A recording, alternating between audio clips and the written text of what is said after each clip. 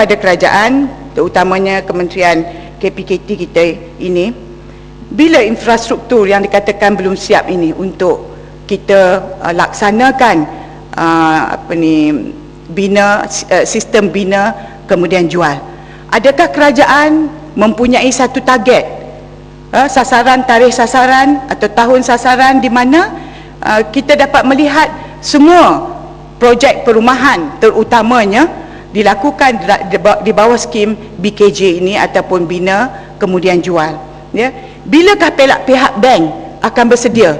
Mereka mempunyai berbagai-bagai undang-undang dan akta untuk melindungi kepentingan bank itu sendiri, ya. Tetapi sekiranya kerajaan, pihak yang berkuasa tidak mengambil satu keputusan yang tegas kepada mereka, maka selagi itulah pihak pemaju dan pihak bank akan lepas tangan di dalam menyediakan perumahan atau menghalang kerajaan daripada membela nasib pembeli-pembeli rumah, projek rumah terbengkalai ini. Aspek kedua, Tuan Pengetua, Datuk Yang Dipertua, ialah saya merasakan bahawa projek-projek perumahan yang ada sekarang mesti memenuhi keperluan rumah-rumah ibadat untuk orang bukan Islam. Sekarang ini projek peruntukan rumah ibadat atau tempat ibadat untuk orang Islam, alhamdulillah ada, dan memang mereka mematuhi polisi ini. Namun tidak ada satu polisi yang mewajibkan mereka untuk menyiapkan ataupun memperuntukkan tempat untuk rumah-rumah ibadat orang-orang bukan Islam.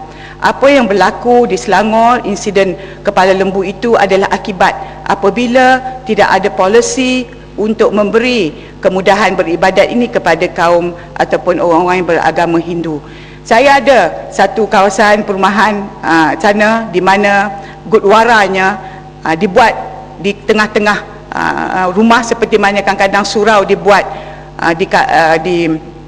di dalam rumah, di kawasan perumahan. Jadi alasan yang diberikan adalah mereka tidak ada tempat untuk rumah ibadat kaum Sikh. Jadi mereka mereka mengambil satu rumah dan mereka jadikan ia sebagai gurdwara.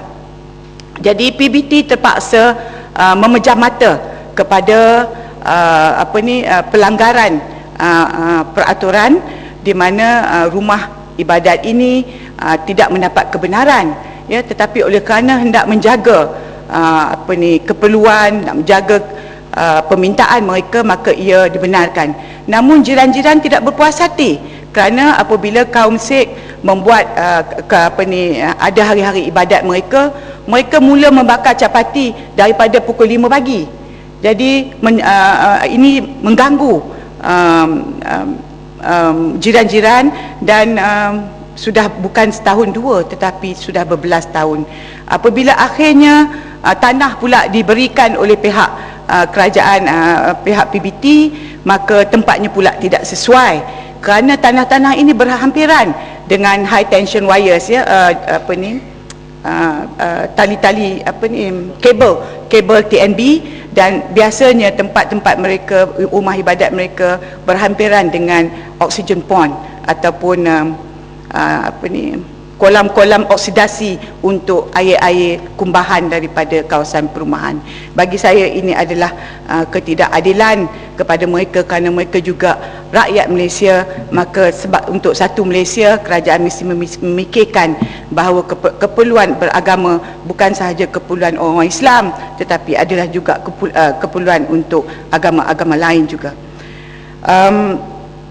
Tuan Yang Dipertua, saya ingin menyentuh topik yang berikutnya, iaitu tumbuh seperti cendawan di negara kita, terutamanya kawasan bandar, guarded and gated communities. Ya, Tuan Yang Dipertua, sekarang ni timbul kemelut di Selangor dan di wilayah persekutuan di mana penduduk-penduduk, persatuan-persatuan penduduk dan sebagainya menuntut dan memohon kepada PBT untuk membina rumah pengawal serta mengenakan sekatan ke jalan-jalan masuk taman perumahan mereka. Alasan mereka adalah demi keselamatan, ya, security and safety. Kita tidak dapat salahkan pihak-pihap ini, tetapi ini yang diminta mereka, rumah-rumah yang memang asalnya bukan dibenarkan sebagai guarded dan guarded community ataupun komuniti berpengawal, ya. Apa yang menjadi kebingungan saya sebenarnya adalah pihak PBT pada awalnya telah membenarkan beberapa komuniti atau taman-taman elit yang kelas tinggi, rumahnya mungkin 300, 400, 500 ribu ke atas, untuk membina komuniti berpagar dan berpengawal. Padahal projek-projek perumahan ini, pembangunan ini telah memohon, pemajunya telah memohon untuk melakukan pembinaan ini di bawah National Land Code atau Kanun Tanah 1965.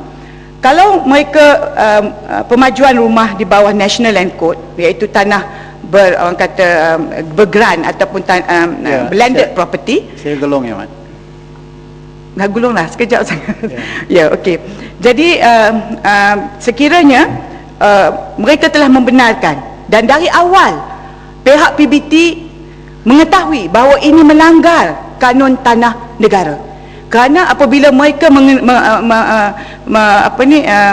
mengadakan pengawal dan memagar kawasan perumahan mereka, maka dengan sendirinya ia menjadi seolah-olah ia harta persendirian, padahal jalan-jalannya diselenggara oleh PBT, ya. Dan inilah yang menyebabkan apabila adanya kebenaran untuk tidak mematuhi undang-undang, maka hampir ke semua, kalau kita pergi ke Subang Jaya hari ini, hampir ke semua section-section yang ada di situ, semuanya meletakkan barrier ataupun sempadan untuk masuk ke kawasan-kawasan perumahan.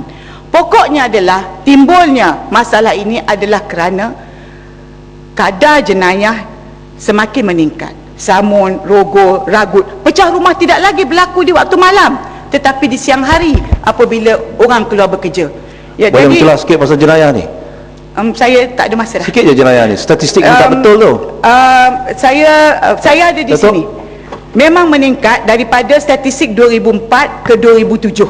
Yang meningkat samun, rogol, pecah rumah. Ya. Nanti saya tunjuklah sumber saya. Yang Muhammad, boleh. Saya tak izinkan. Saya cuma nak mengatakan salah bahawa ia menunjukkan, tuan-tuan yang berhormat, kalau kita tengok pada statistik sahaja, ia tidak memberi gambaran yang sepenuhnya. Kerana ini sebahagian daripada statistik, tetapi statistik yang sebetulnya salah. Saya itu boleh betulkan kemudian. Saya ada sumber saya. Ada yang bawa yang statistik salah dalam dewan. Ya, Mat, jangan ganggu, Mat. Siapakah di sini nak menyangkal yang statistik jenayah itu meningkat? Ya, saya boleh bawa dan besok saya akan bawakan kepada yang berhormat. Ya, tak apa, saya terima sangkalan itu, tapi ini adalah statistik saya. Okay? Jadi tuan yang dipetul, apa yang saya nak mengatakan di sini, kalau keadaan selamat, if it is safe and secure, masakan penduduk di kota raya ini memerlukan gate, memerlukan pagar, memerlukan security guard. Dan kalau kita pergi ke Subang Jaya, kita lihat setengahnya meletakkan tong-tong dan kayu merentang jalan-jalan masuk di dalam kawasan rumah mereka. Ini menunjukkan sudah tidak selamat. Sekiranya selamat, saya pasti rakyat di kota ini ataupun di mana-mana kota tidak akan meminta supaya pintu masuk jalan ke kawasan rumah mereka dipagar dan dikawal. Tuan yang betul, saya ucapkan terima kasih.